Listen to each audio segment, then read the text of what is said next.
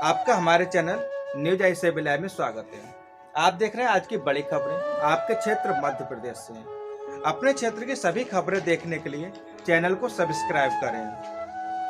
नगर हुआ गुलजार, पहले ही दिन आए बम्पर सैलानी। आपको बता दें कि नगर निगम के खजाने में आए 40,000।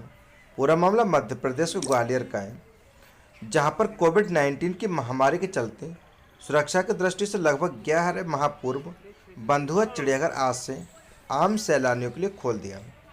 कोविड-19 की शर्तों का पालन करते हुए सैलानियों के लिए प्रारंभ किए गए चिड़ियाघर में मास्क एवं सैनिटाइजर के बाद ही सैलानियों को प्रवेश दिया जाएगा।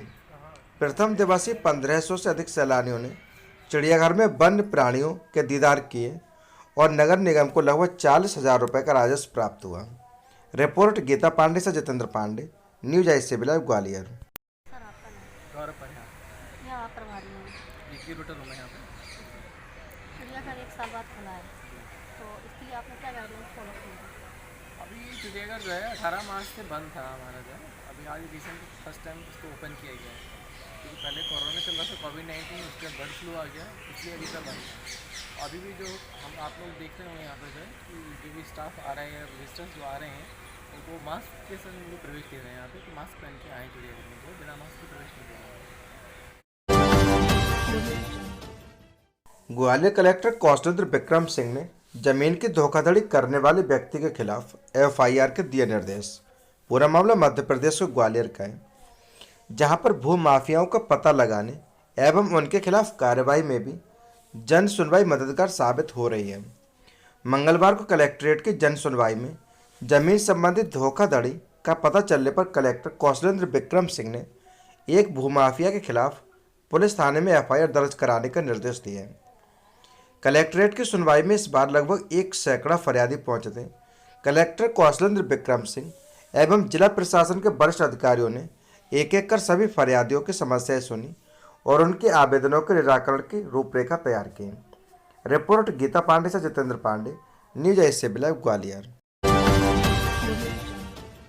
स्वास्थ्य सेवाओं के क्रियान्वयन में लापरवाही पाए जाने पर सख्त कार्रवाई की जाएगी।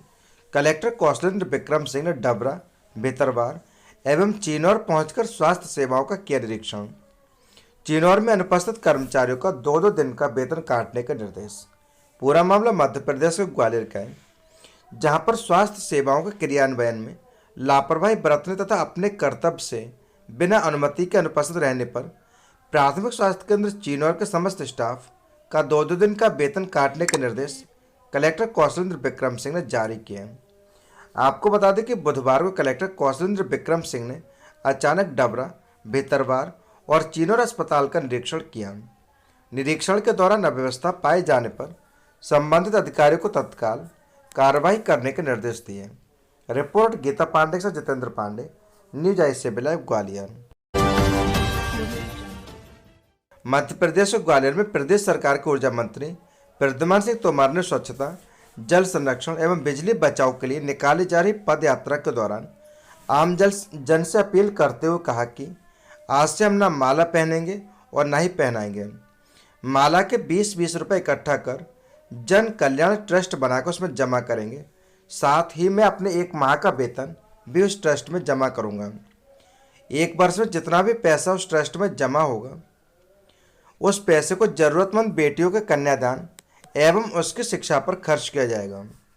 ग्वालियर विधानसभा क्षेत्र के विभिन्न वार्डों में स्वच्छता अभियान, पानी बचाओ अभियान के साथ ही गंदे पानी से निजात हेतु टोटी लगाओ अभियान, बिजली बचाओ अभियान और पर्यावरण संरक्षण के लिए जन जागृति हेतु प्रदेश सरकार के मंत्री प्रद्युमन सिंह तोमर द्वारा पदयात्रा निकाली जा रही है।